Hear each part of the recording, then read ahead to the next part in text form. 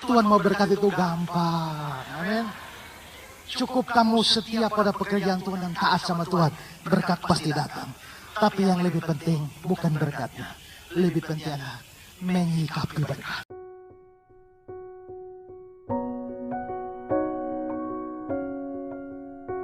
Hari ini saya mengajak kita belajar orang percaya dan berkat Tuhan.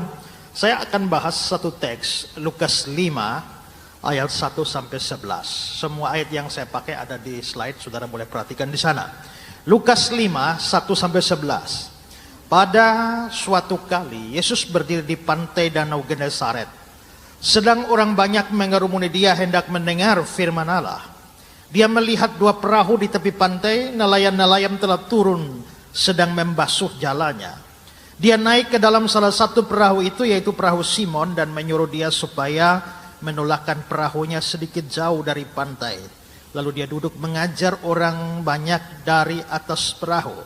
Setelah selesai berbicara, dia berkata kepada Simon, "Bertolaklah ke tempat yang dalam dan tebarkanlah jalam untuk menangkap ikan." Simon menjawab, "Guru, telah sepanjang malam kami bekerja keras dan kami tidak menangkap apa-apa. Tetapi karena engkau menyuruhnya, aku akan menebarkan jala juga."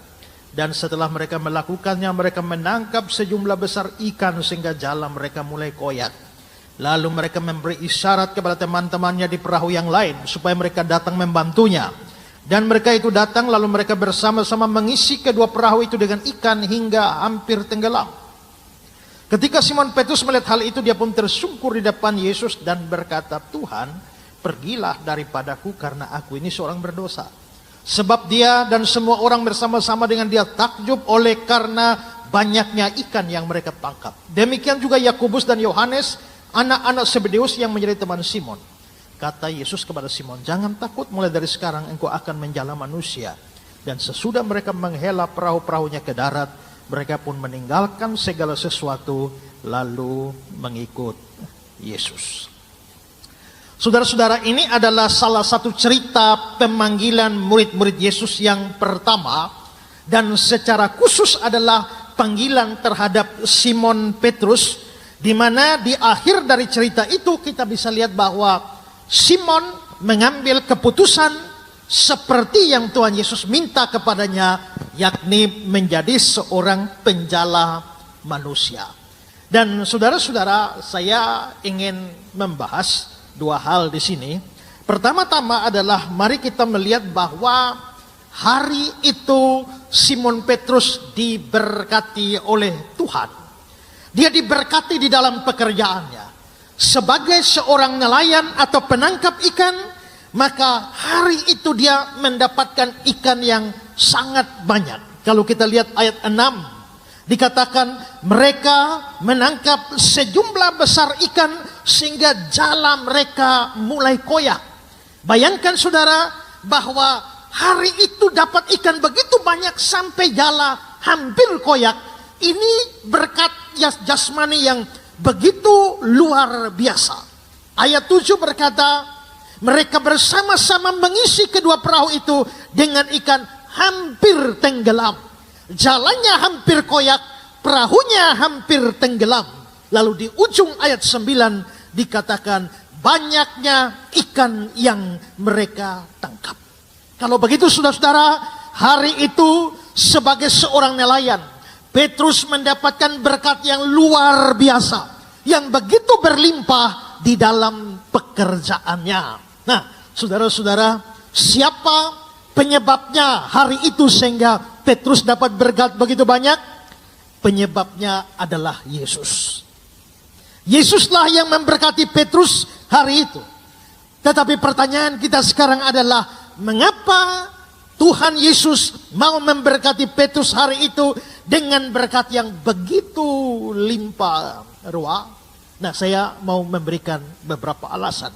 Pertama, saudara-saudara, kita melihat bahwa Petrus peduli dan terlibat atau mendukung pekerjaan Tuhan. Cerita kita mengatakan bahwa suatu hari Tuhan Yesus mau mengajar, atau dia mau memberitakan firman Tuhan kepada banyak orang. Coba lihat ayat 1. Dikatakan di sana, sedang orang banyak mengerumuni dia hendak mendengar firman Allah. Yesus ingin berkhotbah, Yesus ingin mengajar firman Allah. Tapi kali ini dia tidak sedang mengajar dalam rumah ibadah. Dia tidak mengajar di dalam bait Allah atau di dalam sebuah ruangan, tapi dia mengajar di sebuah pantai. Dan ini bisa menyebabkan banyak orang berdesak-desakan. Dan karena itu Yesus butuh sebuah mimbar, dia butuh sebuah tempat yang terpisah dari kerumunan orang, supaya dia tidak mengalami kesulitan di dalam mengajar. Dan karena itulah, maka di pantai itu dia lihat ada perahu-perahu di sana. Maka muncullah ide untuk mengajar dari atas sebuah perahu. Pada saat itu Petrus ada di sana dengan perahunya. Yesus lalu meminjam perahu Petrus itu supaya dia bisa jadikan perahu Petrus jadi mimbar di mana dia bisa mengajar firman Allah. Reaksi Petrus bagaimana? Apakah dia menolak? Tidak. Dengan senang hati dia membiarkan perahunya jadi mimbar bagi Yesus. Perhatikan ayat 3. Dia naik ke dalam salah satu perahu, yaitu perahu Simon. Menyuruh dia supaya menolakkan perahunya sedikit jauh dari pantai, dan dia duduk dan mengajar orang banyak dari atas perahu itu. Saudara, terlihat bahwa Yesus mau mengajar orang banyak, dan Simon mendukung apa yang Yesus kerjakan itu dengan perahunya. Dan saudara-saudara, dari sini kita bisa menyimpulkan Simon Petrus itu memang mendukung pekerjaan Yesus pada hari itu. Pertama-tama, dia mendukung Yesus dengan fasilitasnya, yaitu perahunya. Yang kedua, dia mendukung Yesus dengan tenaganya. Karena Yesus bukan hanya meminjam perahu dia, malah menyuruh dia mendorong perahu itu agak jauh dari pantai. Ayat yang ketiga, ya, dan menyuruh dia supaya menolakkan perahunya sedikit jauh dari pantai. Petrus telah mempersembahkan fasilitasnya, yaitu perahunya. Sekarang adalah tenaganya yang harus mendorong perahu lebih dalam dari pantai. Dan yang ketiga adalah dia pasti memberikan waktunya, karena dia bisa pulang lebih cepat hari itu ke rumahnya. Tetapi dia mengorbankan waktunya untuk mendukung apa yang sedang Yesus kerjakan. Karena itu saudara, dari sini kita bisa menyimpulkan bahwa hari itu Petrus rela terlibat di dalam pekerjaan yang Tuhan Yesus sedang kerjakan. Dan inilah sebenarnya yang menjadi alasan mengapa Tuhan Yesus memberkati pekerjaan dia hari itu. Kita bisa tahu pasti hal ini karena kita bisa lihat bahwa berkat yang diterima Petrus langsung segera setelah dukungan yang dia berikan bagi pelayanan Yesus. Perhatikan ayat 4. Setelah selesai berbicara, artinya setelah selesai Yesus mengajar. Sebelum Yesus mengajar, Petrus memberikan dukungan. Setelah selesai Yesus mengajar, lalu dia langsung berkata, tebarkanlah jalamu untuk menangkap ikan. Lalu mereka tangkap ikan yang banyak. Artinya penyebab Petrus bisa menangkap ikan banyak hari itu langsung terjadi setelah dukungan dia terhadap Yesus. Maka kita simpulkan bahwa alasan dibalik Tuhan memberkati dia hari itu pastilah adalah karena dia terlibat di dalam pekerjaan Tuhan. Dan di sini kita lihat sebuah kebenaran rohani bahwa Tuhan tahu memberkati orang-orang yang mendukung pekerjaannya. Amin. Amin. Tuhan tahu mendukung, Tuhan tahu memberkati orang-orang yang mendukung pekerjaannya, orang-orang yang terlibat di dalam pelayanannya, orang-orang yang mau mengorbankan apa yang ada pada diri mereka demi pekerjaan Tuhan. Itu prinsipnya. Tapi saudara, apakah pada waktu Petrus memberikan perahunya, dia berpikir tentang ikan banyak yang akan datang? No. Apakah pada waktu dia memberikan tenaganya dan waktunya, apakah dia berpikir bahwa akibat dari semua itu akan mendatangkan berkat ikan yang banyak bagi dia? No. Saya yakin itu tidak ada di dalam pikiran Petrus. Dia hanya mau menolongnya, melakukannya dengan tulus, tetapi Tuhan pada akhirnya mengganjar dia dengan berkat melalui pekerjaannya. Dan ini seharusnya mengajar kepada kita bahwa memang Tuhan pasti memberkati orang yang mau terlibat di dalam pelayanan. Tetapi orang yang mau terlibat dalam pelayanan jangan melakukan itu supaya dapat berkat. Amin. Kalau saya melakukan sesuatu supaya Tuhan memberkati saya, kalau saya melayani supaya Tuhan memberkati saya memberikan persembahan dengan tujuan Tuhan kembali memberkati saya, itu bukan kasih, tapi itu transaksi. Seorang harus melayani Tuhan. Seorang harus mengorbankan sesuatu dari dirinya untuk pekerjaan Tuhan dengan hati yang mengasihi Tuhan, dengan hati yang mau taat. Bonusnya nanti Tuhan memberikan berkat. Tapi jangan melakukan sesuatu demi berkat itu sendiri. Dan sebaliknya atau bahkan sebenarnya kita melakukan sesuatu pelayanan kepada Tuhan bukan supaya kita diberkati, tetapi karena kita sudah diberkati. Amin. Itu motivasi yang tulus. Saudara, saya mau bercerita tentang seorang yang namanya Stanley Tam. Ini foto orangnya. Stanley Tam ini adalah seorang bisnismen di Amerika yang bangkrut beberapa kali usaha. Lalu saudara, dia mulai berpikir untuk bisa masuk ke bisnis yang lain, yaitu bisnis plastik. Tapi dia agak ragu saudara-saudara, karena sebelum itu beberapa temannya yang terjun pada bisnis yang sama itu sudah mengalami kegagalan. Sehingga pada waktu dia mau masuk, dia mulai berdoa kepada Tuhan. Tuhan, saya minta Tuhan berkati pekerjaan saya ini. Dan kalau Tuhan memberkati saya berjanji untuk setia di dalam pekerjaan Tuhan. Termasuk di dalamnya adalah setia untuk memberikan apa yang menjadi hak Tuhan, yaitu persembahan persepuluhan. Lalu dia memulai usaha itu. Pada waktu dia memulai usaha itu, saudara-saudara, Tuhan lalu memberkati dia dan dia setia memberikan persembahan persepuluhan. Lalu berkatnya tambah banyak. Sampai akhirnya dia bilang, Tuhan, karena Tuhan, sekali lagi, karena Tuhan memberkati saya terlampau banyak, saya merasa kalau saya kasih 10% itu terlalu sedikit. Maka saya kasih Tuhan 20%. Dan ternyata dia setia dan Tuhan memberkati lagi. Tuhan memberkati pekerjaannya sampai pabrik plastiknya itu menjadi pabrik plastik terkemuka yang namanya US Plastic Corporation. Gambar yang saudara lihat ini adalah pabrik dia. Lalu saudara, dia masih merasa bahwa Tuhan terus memberkati dia. Lalu dia bilang, Tuhan, terlalu banyak berkat yang sudah Tuhan berikan pada saya. Dan saya rasa saya terlalu banyak, kalau Tuhan 20, saya 80. Lalu dia mulai naikkan lagi, Tuhan saya 70 dan Tuhan 30. Lalu Tuhan berkati dia terus. Lalu akhirnya dia turun lagi, dia turun jadi 60 dan 40. Sampai satu titik dia bilang, Tuhan 50-50. Semua usaha saya 50% keuntungannya bagi pekerjaan Tuhan dan saya 50-50. Dan Tuhan memberkati dia sedemikian rupa. Sampai akhirnya dia bilang, Tuhan rasanya tidak adil kalau 50-50. Sekarang Tuhan 60, saya 40. Tuhan 70, saya 30. Tuhan 90, saya yang 10%. Dan pada akhirnya dia mengatakan, Tuhan, semua usaha ini milik Tuhan dan saya persembahkan 100% semuanya untuk Tuhan. Dan perusahaan itu berganti nama menjadi Jesus Christ Company. Dan di depan pabriknya, kalau saudara lihat gambar ini, dia menulis di sana, Jesus Christ is the answer.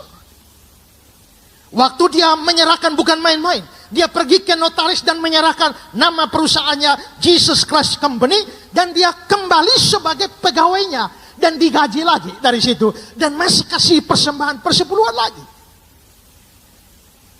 Saudara-saudara, ini sungguh-sungguh terjadi. Seorang anak Tuhan yang mempersembahkan seluruh usahanya bagi Tuhan. Dan ini kisah nyata Saudara bisa lihat di dalam Stanley Tam Incredible Adventure with God atau God All My Business.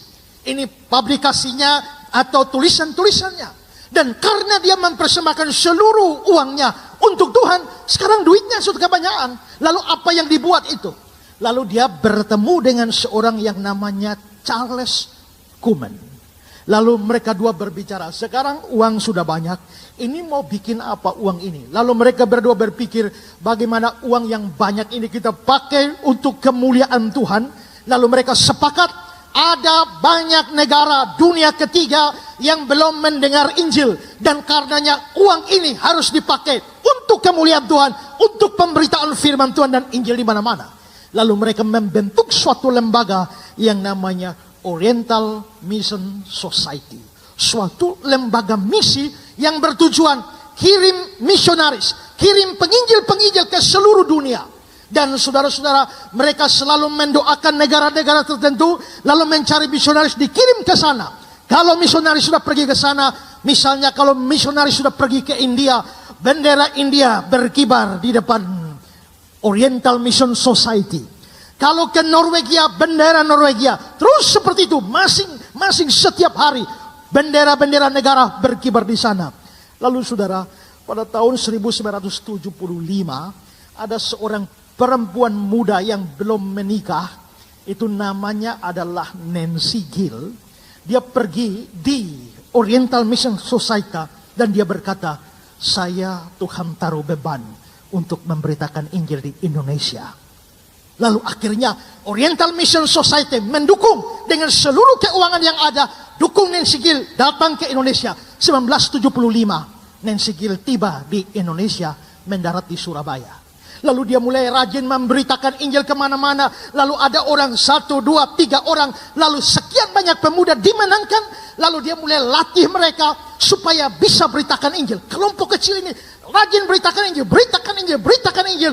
Lalu banyak orang akhirnya mulai menjadi percaya kepada Yesus. Dan mereka berpikir bahwa kalau begitu mereka butuh suatu tempat untuk melatih orang-orang jadi penginjil, supaya melatih orang-orang menjadi pemberita firman Tuhan.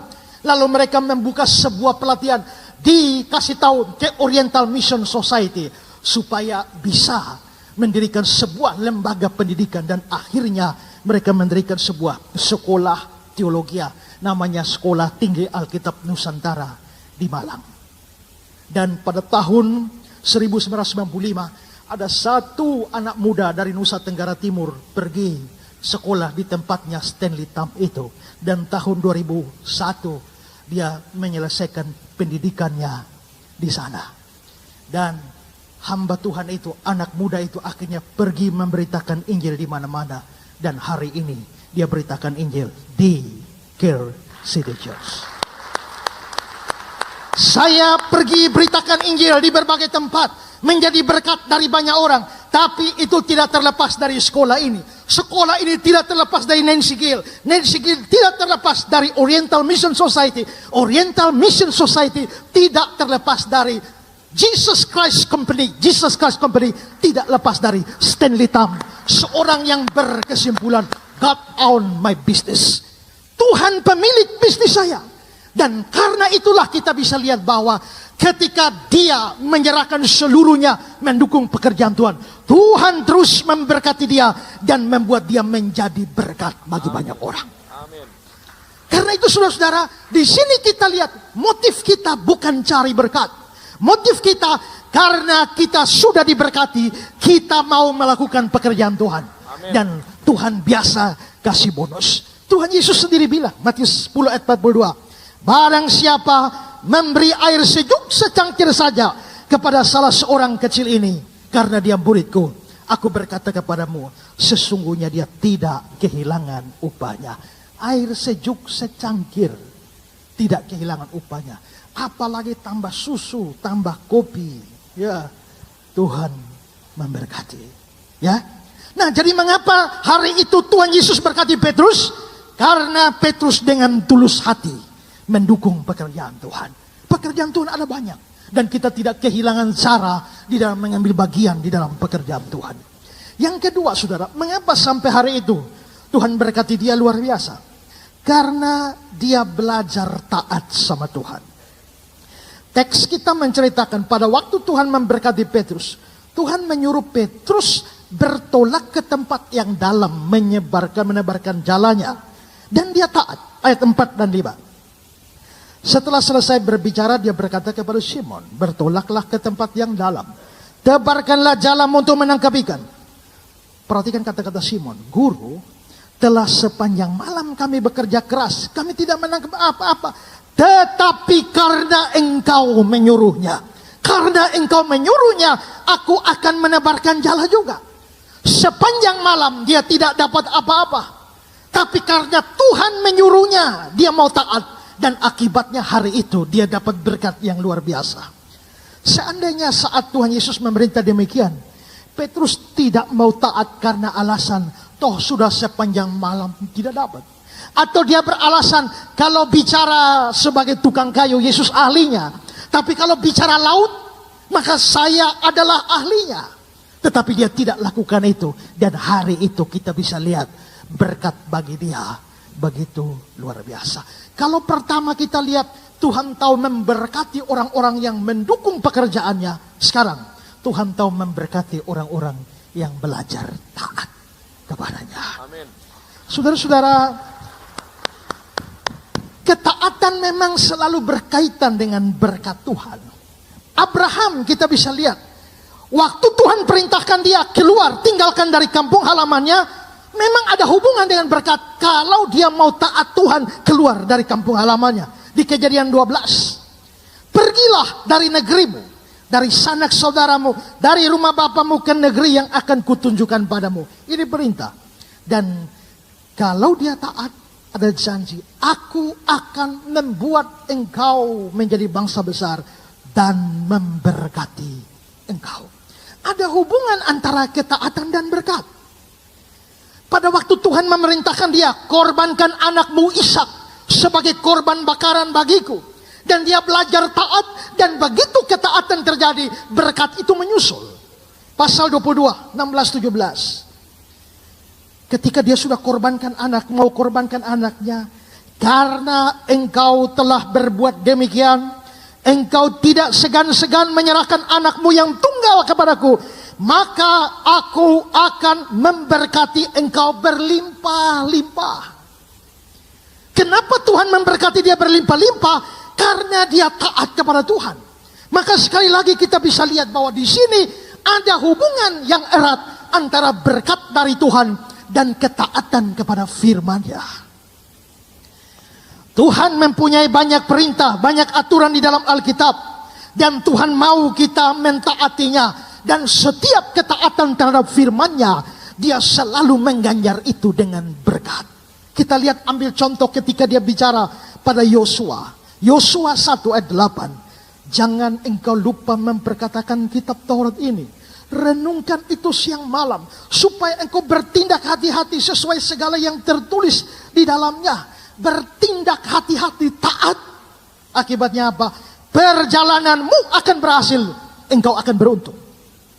Atau di dalam Mazmur 24, orang yang bersih tangannya, berarti taat firman, murni hatinya, taat firman, yang tidak menyerahkan dirinya pada penipuan, taat firman, dan yang tidak bersumpah palsu, itu ketaatan. Ayat 5, dialah yang akan menerima berkat dari Tuhan.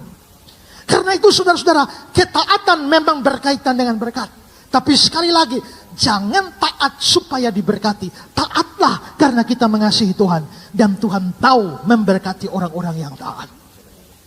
Saudara-saudara, antara kita dengan gereja Katolik itu ada perbedaan kitab. Di mana ada sejumlah kitab yang diterima oleh orang Katolik, tapi kita tidak terima, orang Protestan. Namanya kitab Deuterokanonika.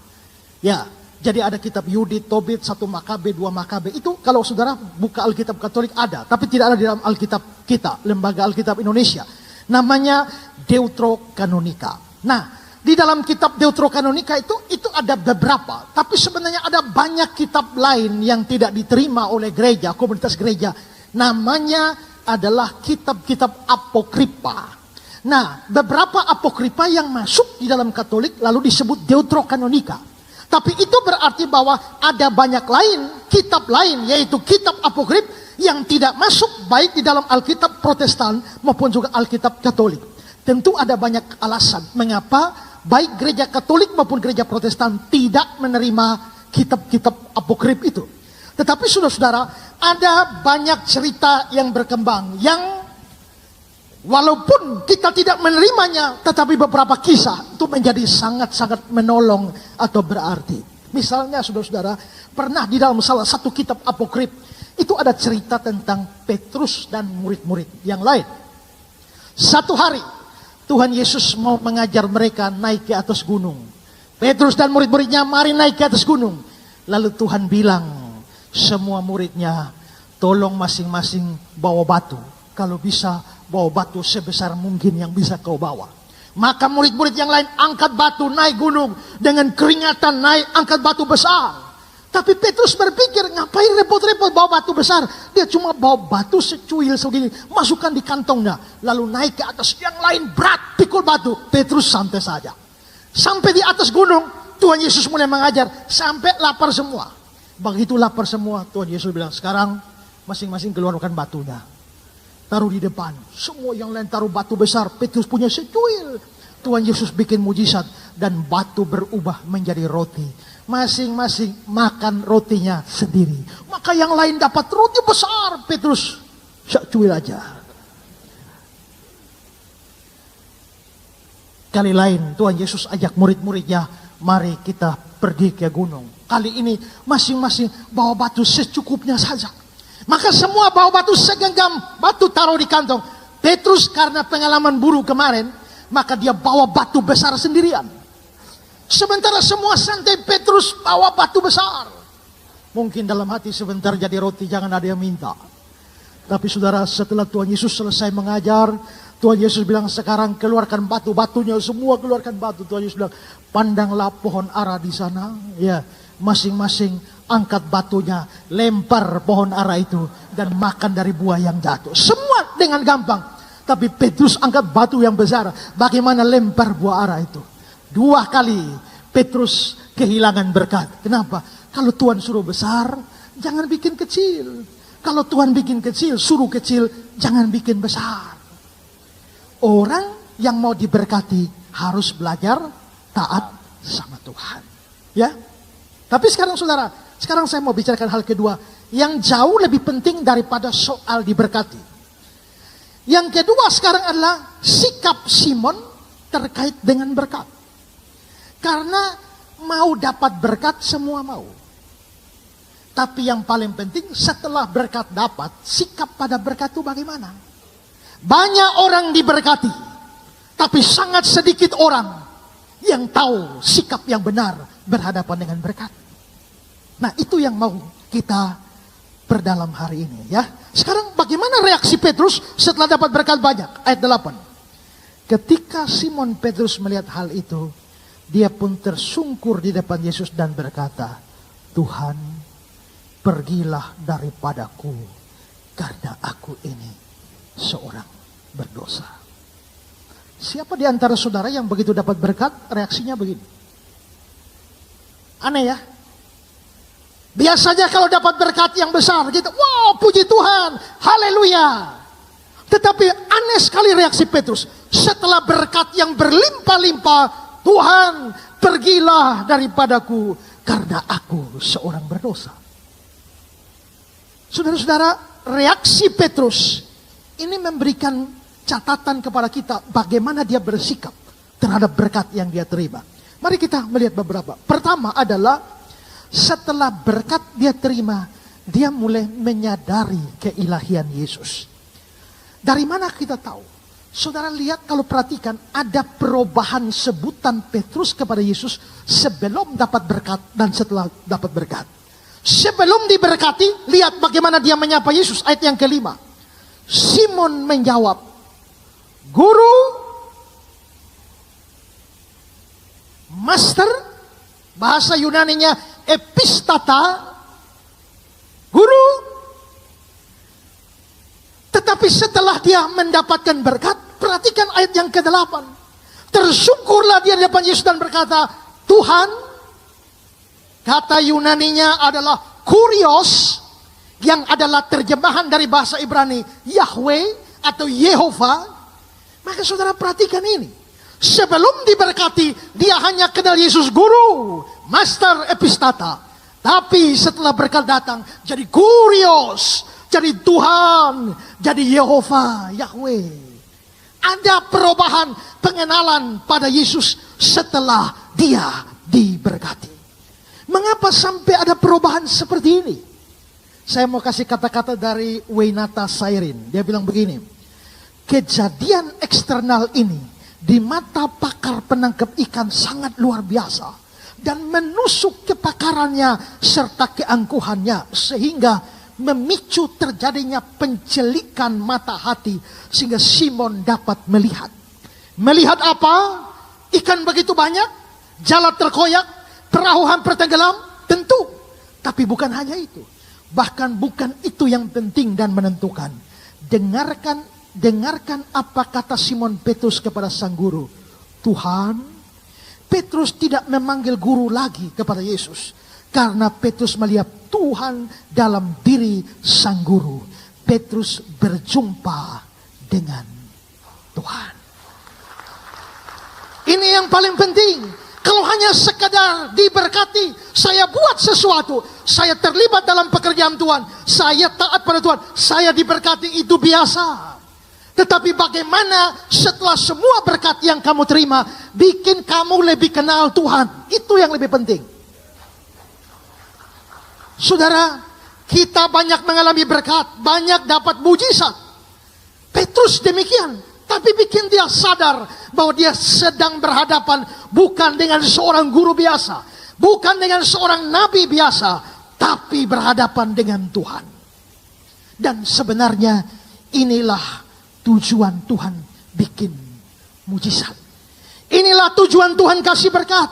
Mujizat di dalam Alkitab tidak pernah dibuat demi mujizat itu sendiri. Banyak orang suka mujizat, banyak orang menikmati mujizat. Tapi mereka tidak sadar ada tujuan Tuhan yang mau dicapai lewat mujizat-mujizat itu. Saudara, Tuhan Yesus pernah bikin mujizat. Orang buta dicelikan. Tadinya buta, gelap, tidak lihat apa-apa. Lalu terjadi mujizat. Matanya terbuka, sekarang dia melihat. Tadinya gelap, sekarang terang. Apakah berakhir di situ? No. Karena begitu orang buta yang matanya gelap sekarang terjadi mujizat sehingga melihat. Lalu Tuhan meloncat kepada sebuah kebenaran rohani. Akulah terang dunia. Saudara lihat. Kata-kata Yesus, akulah terang dunia. Lihat ke belakang. Itu semua didahului dengan konteks seorang buta yang dicelikan. Maka orang buta yang dicelikan, mujizat bisa melihat. Sebenarnya tujuan bukan hanya sekedar dia melihat dengan mata jasmaninya. Tapi supaya dia bergerak lebih jauh. Yaitu melihat Yesus sebagai terang dunia. Pada waktu Yesus kasih makan 5.000 orang, 5.000-an orang, ya, dengan roti dan ikan. Semua makan dan kenyang dan takjub. Tapi apakah tujuan Yesus hanya di situ? Tidak. Kalau saudara bergeser beberapa pasal setelah itu, Yesus lalu bilang begini, akulah roti hidup. Jadi maksudnya mujizat 5 roti, kamu makan roti dan kenyang, jangan stop sampai makan roti. Kamu harus bergerak pada sebuah pengenalan lebih jauh pada Yesus bahwa dialah roti hidup yang turun dari surga. Pada waktu Lazarus dibangkitkan, ini mujizat besar sekali. Ini berkat besar bagi keluarga Betania. Lazarus mati 4 hari lalu dibangkitkan. Tapi apakah memang tujuannya berakhir pada kebangkitan Lazarus? No. Kalau saudara lihat nanti di Yohanes pasal 11 ayat-ayat yang terakhir, Yesus bilang, akulah kebangkitan dan hidup. Saudara-saudara, di dalam Yesaya pasal 53, nubuat tentang hamba Tuhan yang menderita. Penyakit kitalah yang ditanggungnya, kesengsaraan kita yang dipikulnya, oleh bilur-bilurnya kita menjadi sembuh. Saudara-saudara, apakah penyakit yang dimasukkan di Yesaya 53? karena pemberontakan kita, karena kejahatan kita. Berarti penyakit di sana penyakit rohani. Oleh bilur-bilurnya kita sembuh. Itu bukan sembuh dari stroke, dari gula darah, bukan. Sembuh dari penyakit rohani, kejahatan kita. Yesaya 53. Tapi saudara lihat, waktu kisah Yesus menyembuhkan banyak orang di rumah mertua Petrus, supaya hal itu terjadi, supaya genaplah firman-Nya, oleh bilur-bilurnya kita disembuhkan. Apa maksudnya?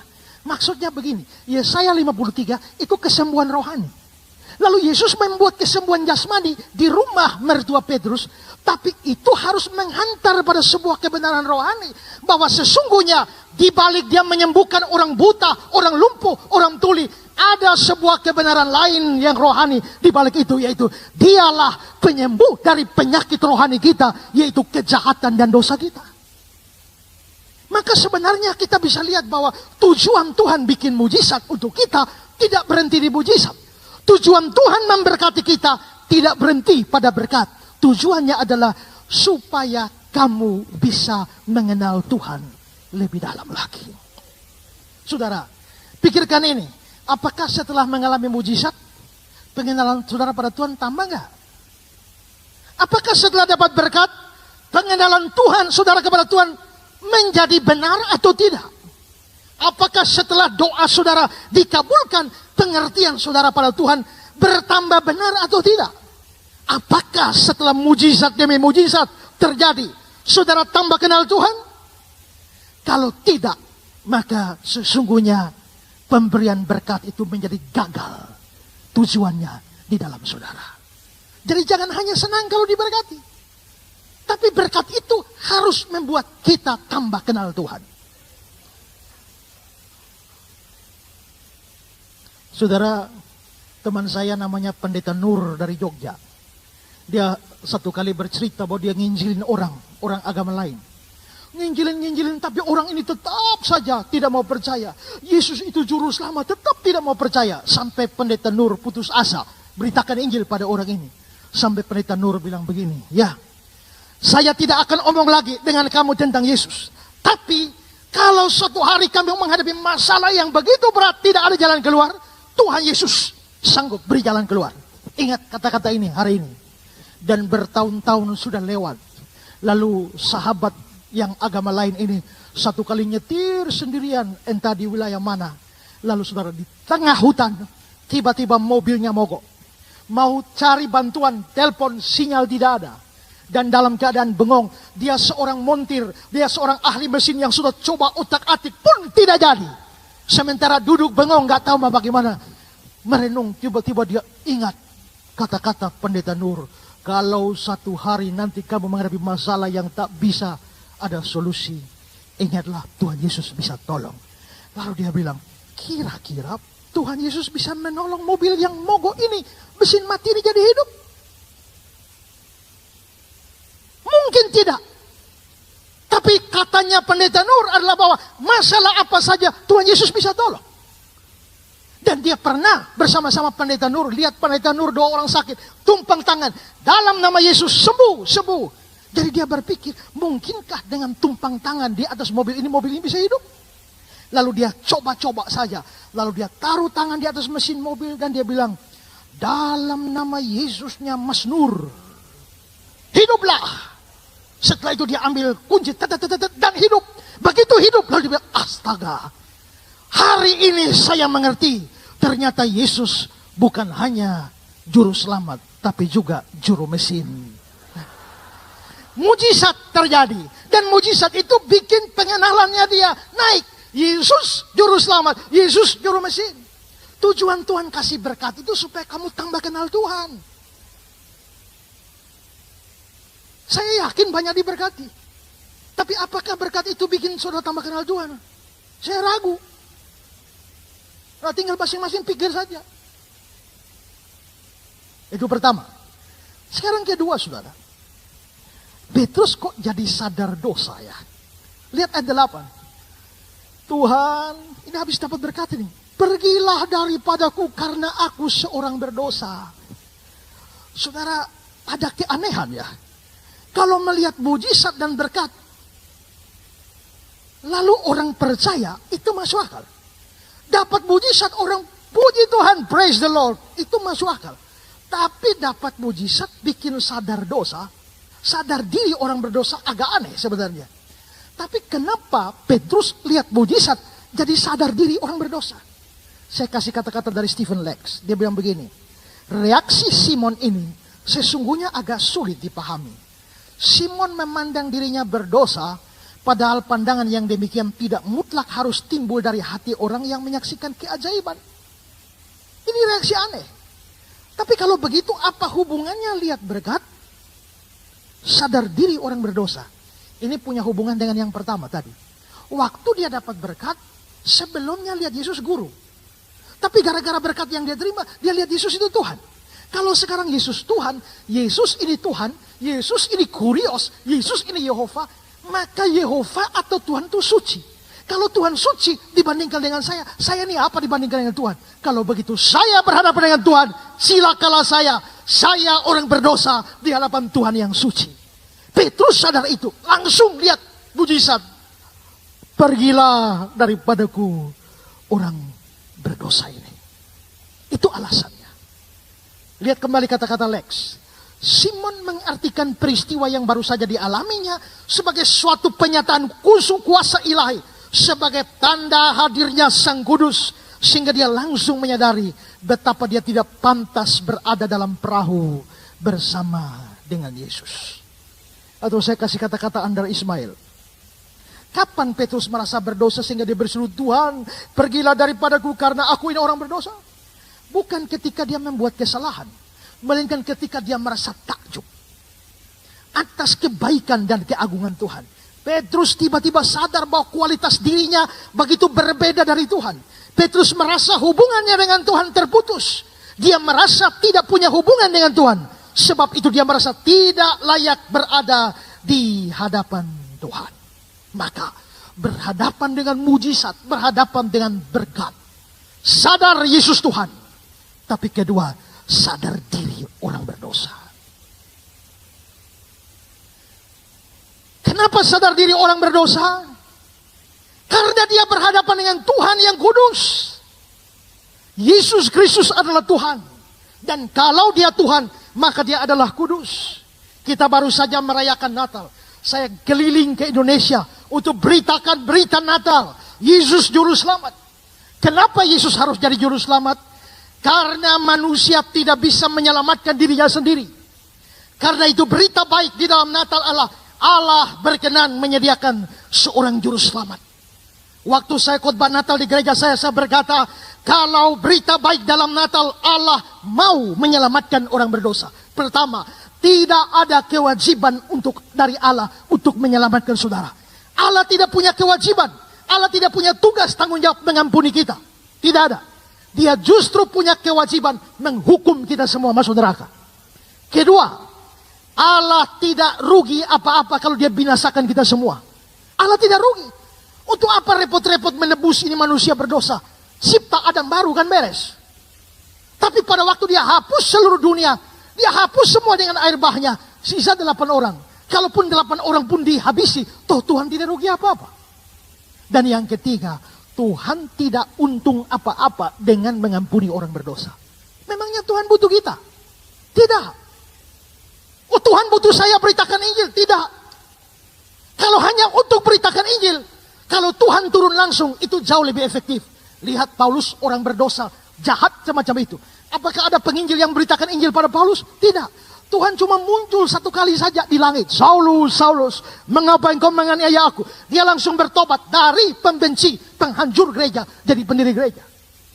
Berita Natal pertama kali itu Injil. Tapi Injil pertama kali bukan seorang nabi, rasul atau siapapun. Tapi malaikat yang beritakan hari ini telah lahir bagimu Juru Selamat. Kalau Tuhan punya malaikat, dia bisa injili sendiri. Lalu ngapain perlu kita? Dia tidak dapat untung apa-apa kalau dia menyelamatkan kita. Kalau dia tidak punya kewajiban, kalau dia tidak rugi kalau binasakan kita, kalau dia tidak untung dengan menyelamatkan kita, lalu mengapa mau menyelamatkan? Semata-mata karena kasih karunia. Nah, saudara-saudara, kalau begitu maka Juru Selamat dikirimkan ke dunia.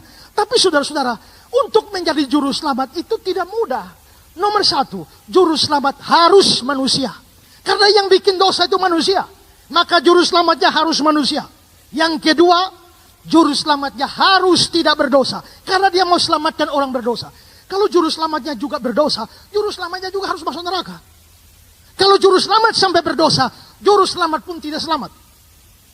Maka supaya jadi juru selamat harus tidak berdosa. Satu pun tidak boleh. Nah sekarang juru selamatnya harus manusia tidak berdosa. Manusia banyak, tapi yang tidak berdosa tidak ada. Di sini ada manusia, tapi berdosa semua. Kalau begitu juru selamat tidak boleh datang dari dunia, dari kolong langit ini. Karena semua berdosa. Juru selamat harus dari atas, dari Tuhan Allah sendiri. Masalahnya Tuhan Allah tidak berdosa, tapi dia bukan manusia. Terus bagaimana? Di sini ada manusia tapi berdosa. Di sana ada yang tidak berdosa, tapi bukan manusia. Dan juru selamat itu harus manusia. Kenapa? Karena juru selamat harus mengganti orang berdosa, menerima hukumannya. Hukumannya apa? Hukumannya mati. Nah kalau juru selamatnya Allah, bagaimana Allah bisa mati? Supaya bisa mati, dia harus jadi manusia. Itulah sebabnya berita Natal, Yesus juru selamat, dia harus manusia. Itulah sebabnya alasan mengapa dia perlu lahir dari rahim seorang manusia. Karena kalau juru selamatnya datang tiba-tiba nongol dari laut, ini manusia jadi-jadian. Tiba-tiba nongol dari batu, itu manusia jadi-jadian. Kalau manusia sungguh-sungguh lahir dari seorang manusia, makanya dilahirkan Bunda Maria. Tapi dia tidak boleh berhenti jadi Allah. Karena begitu berhenti jadi Allah, berdosa dia. Maka Natal itu adalah manusia hadir, tapi dia Allahnya tetap ada supaya tidak berdosa. Allah dan manusia bersatu di dalam Natal. Makanya kita menyanyi, Allah sendiri dalam rupa insan, sembah dan puji dia. Kalau begitu memang Yesus datang sebagai juru selamat, harus kudus, harus suci, sempurna, tidak boleh ada dosa. Maka Yesus adalah orang suci. Nah kalau Yesus adalah orang suci dan sekarang saya terima Yesus sebagai Tuhan, bukan hanya epistata, bukan hanya master, bukan hanya seorang guru biasa. Kalau saya percaya dia Tuhan, maka saya berhadapan dengan orang suci. Dan di hadapan Yesus yang suci, semua kita adalah orang yang kotor dan hina. Karena itu setelah berkat yang kita terima, harus membuat kita sadar, kita orang berdosa. Saudara-saudara, ini penting untuk kita lakukan. Kenapa? Karena ada banyak orang setelah terima berkat, bukan sadar diri orang berdosa, malah tambah berdosa. Saudara, kalau saudara gaji pas-pasan, mungkin 1 bulan juga tidak cukup. Sekarang saya tanya, bisa punya istri ketiga, istri keempat? Istri satu saja makan susah itu. Karena apa? Karena duitnya nggak cukup. Tapi kalau ternyata berkatnya berlimpah-limpah, bisa biaya istri kedua? Jangankan kedua, 3, 4 juga bisa. Berarti kita bisa lihat bahwa potensi berdosa itu datang juga dari berkat Tuhan. Sehingga kalau orang dapat terima berkat banyak, banyak orang malah tambah berdosa ketika terima berkat banyak. Berapa banyak saudara yang setelah Tuhan berkati, malah tambah berdosa dengan berkat-berkat yang diterima? Harusnya adalah berkat diterima, sadar diri orang berdosa. Bolan berkata, Simon Petrus sampai kepada pengakuan itu bukan sebagai akibat perkataan yang mengancam dengan hukum Allah, tetapi sesudah dia mengalami kebajikan karunia Yesus. Bukankah justru secara demikian manusia sampai pada pertobatan dan kepercayaan, yaitu dengan menginsafi kasih karunia Allah? Setelah menerima semua kasih karunia Allah, sadar diri orang berdosa. Berkat-Mu yang telah ku terima. Setelah berkat terima, lalu siapakah aku ini Tuhan? Setelah terima berkat itu sadar siapa saya ini. Dan ternyata Tuhan mau angkat saya, Tuhan mau berkati saya, Tuhan mau pakai saya. Maka saya harus sadar diri orang berdosa dan pakai semua berkat untuk memuliakan Tuhan dan bukan untuk berdosa. Itu cara yang kedua. Itu sikap kedua. Sekarang sikap ketiga. Setelah terima berkat banyak, Petrus mengambil keputusan ikut Yesus. Ayat 10, kata Yesus kepada Simon, jangan takut. Mulai dari sekarang, engkau akan menjadi penjala manusia. Reaksi Petrus, ayat 11. Mereka pun meninggalkan segala sesuatu. Ikan, perahu, jala itu, lalu mengikut Yesus. Ikan, bagi seorang nelayan seperti Petrus adalah berkat besar hari itu. Tapi setelah menerima berkat yang begitu besar, apakah Petrus bawa ikan itu pulang rumah? Tidak. Apakah dia pergi ke pasar untuk menjualnya? Tidak. Justru dia meninggalkan semuanya. Ikan-ikan yang banyak yang hampir bikin perahu tenggelam, jala hampir terkoyak, dia tinggalkan semuanya. Dan dia ambil keputusan ikut Yesus menjadi penjala manusia sampai akhir hayatnya. Di sini kita melihat sesuatu yang luar biasa. Tuhan Yesus memberi Petrus sukses secara jasmani. Dan gara-gara itu dia melihat kebesaran Tuhan.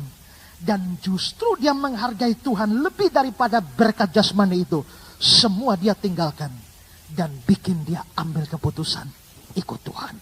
Matthew Henry bilang, mereka bukannya pergi untuk mencari pasar di mana mereka bisa menjual ikan-ikan itu. Sehingga bisa mendapat keuntungan besar dari mujizat tadi. Melainkan meninggalkan segala sesuatu lalu mengikut Yesus. Sebab mereka lebih bersemangat melayani kepentingan Kristus daripada keuntungan dunia bagi diri mereka sendiri. Kebanyakan orang pada waktu diberikan sukses jasmani justru mendewakan kesuksesan jasmani itu dan meninggalkan Tuhan. Tapi Petrus meninggalkan semua sukses jasmani itu untuk mengikut Yesus. Ini bukan berarti bahwa kita harus meninggalkan semua keuntungan kita. Kenapa? Karena Petrus memang dipanggil khusus menjadi seorang rasul. Karena itu dia harus lepaskan semuanya. Tidak semua kita dipanggil sebagai rasul atau sebagai hamba Tuhan full time. Tetapi prinsipnya adalah bahwa semua keuntungan jasmani tidak boleh menghalangi kita ikut Tuhan.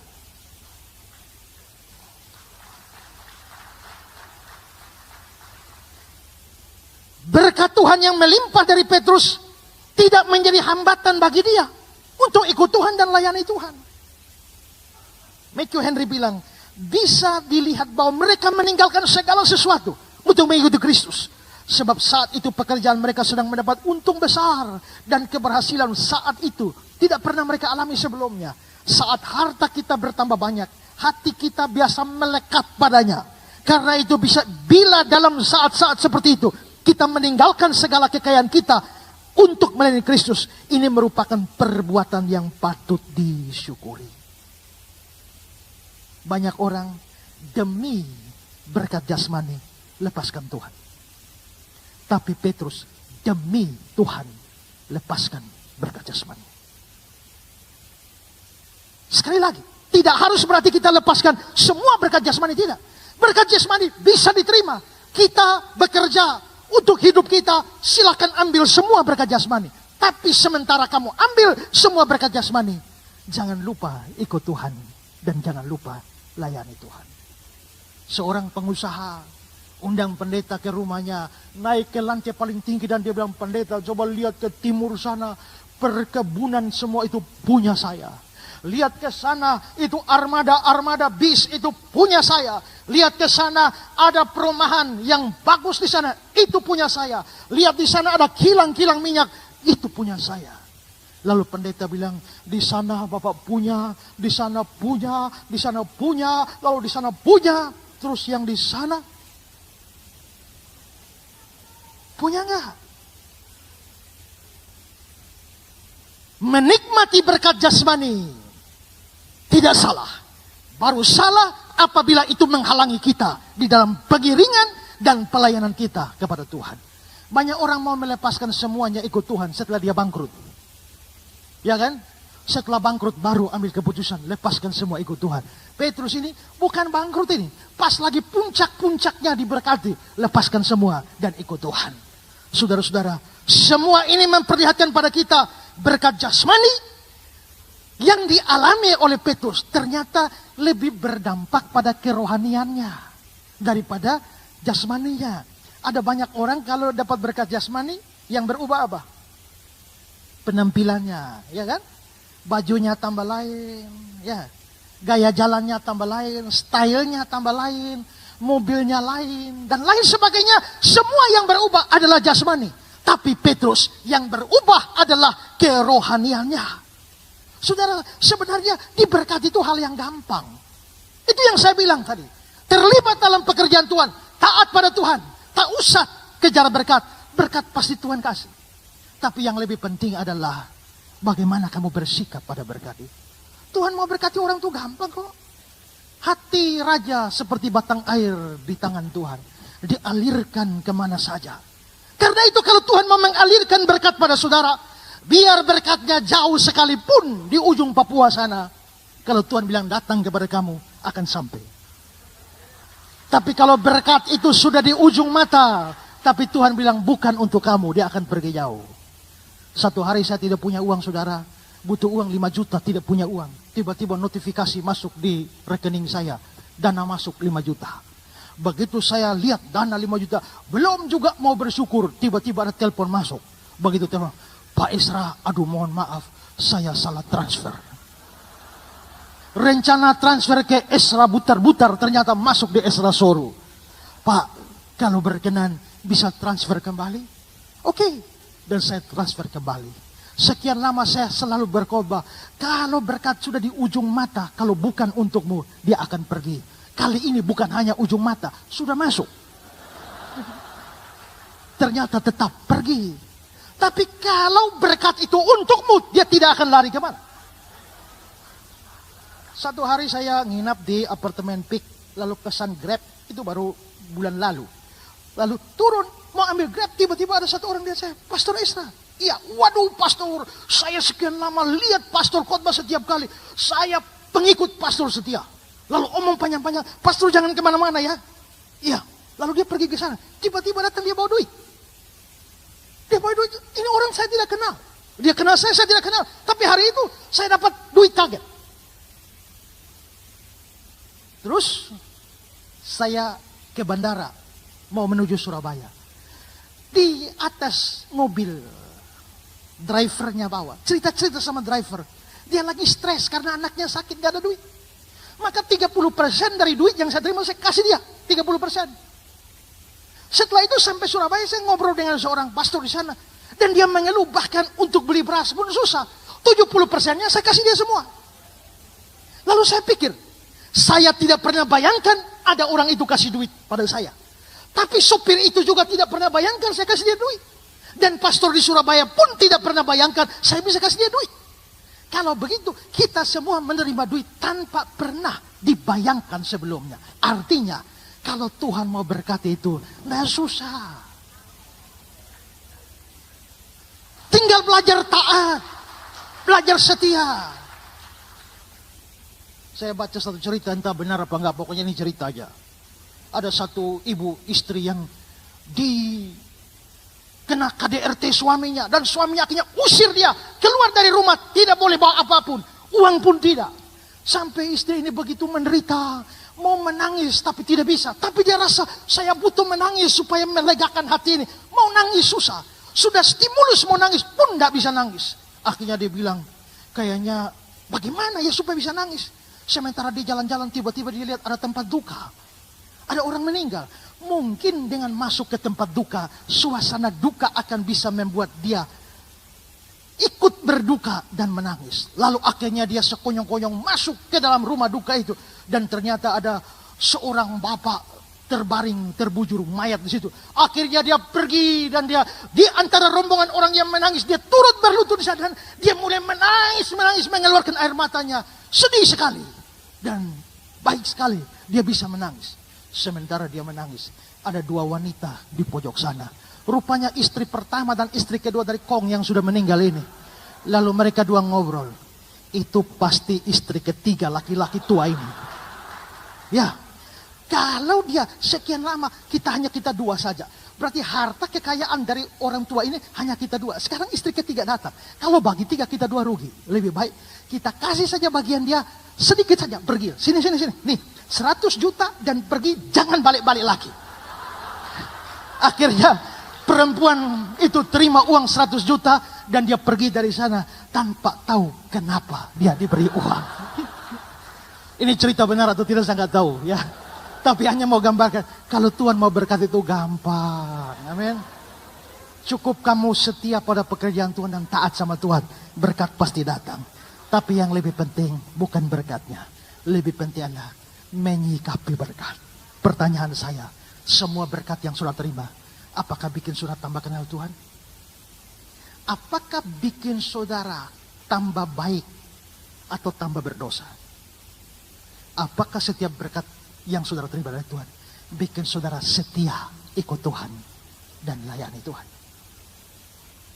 Yang penting bukan berkat, tapi bersikap pada berkat. Utamakan pemberi berkat daripada berkat itu sendiri. Tuhan memberkati kita.